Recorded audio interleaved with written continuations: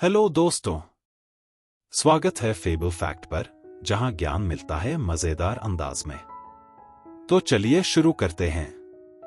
गोवा 4 शताब्दियों तक पुर्तगाली उपनिवेश था, जब तक कि इसे 19 दिसंबर 1961 को भारतीय सेना द्वारा मुक्त नहीं किया गया।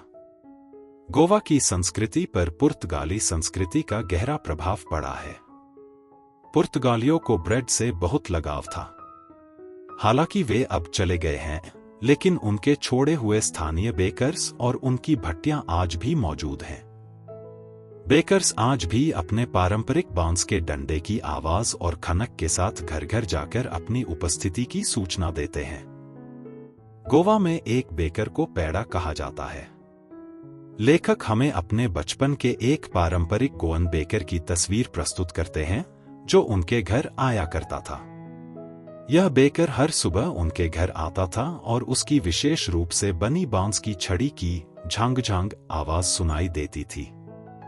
बच्चे उसकी ओर दौड़ पड़ते थे ताकि उसे खास तौर से बनी मीठी ब्रेड की चूड़ियां मिल सकें। वह अपनी टोकरी को अपने सिर पर संतुलित करता था। हर घर पर वह गृहिणी का अभिवादन करता और अपनी टोकरी को बांस की छड़ी पर रखता। ब्रेड की लोफ्स को वह घर की नौकरानी या पेसीन या बस्तिन को सौंपता था। ब्रेड देते समय वह बच्चों को परे कर देता था, लेकिन बच्चे हार नहीं मानते थे और बेंच या दीवार पर चढ़कर टोकरी में झांकते थे और ताजी पकी हुई ब्रेड की खुशबू का आनंद लेते थे। वे उन ब्रेड की चूड़ियों को इतना पसंद करते थे कि बिना दांत साफ किए ही खा लिया करते थे। बेकर गांव में एक महत्वपूर्ण व्यक्ति था, क्योंकि वह विवाह, सगाई और त्योहारों जैसे विभिन्न अवसरों के लिए विभिन्न प्रकार की ब्रेड और केक बनाता था। वह विवाह के लिए एक मीठी ब्रेड जिसे बोल कहा जाता था और क्रिसमस के लिए केक और बोलिनहास बनाता था। उन दिनों के बेकर्स एक घुटनों तक पहुंचने वाला एकल परिधान, जिसे कबाई कहते थे, पहनते थे।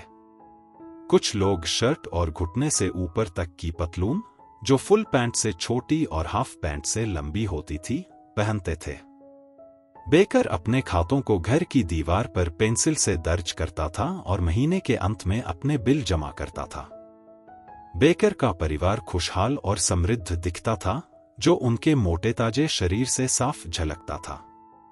आज भी गोवा में मोटे व्यक्ति की तुलना आसानी से एक बेकर से की जाती है। दोस्तों, अगर वीडियो पसंद आया तो लाइक करें, सब्सक्राइब करें और बेल आइकन दबाएं। अपने विचार कमेंट में जरूर बताएं। मिलते हैं अगली वीडियो में।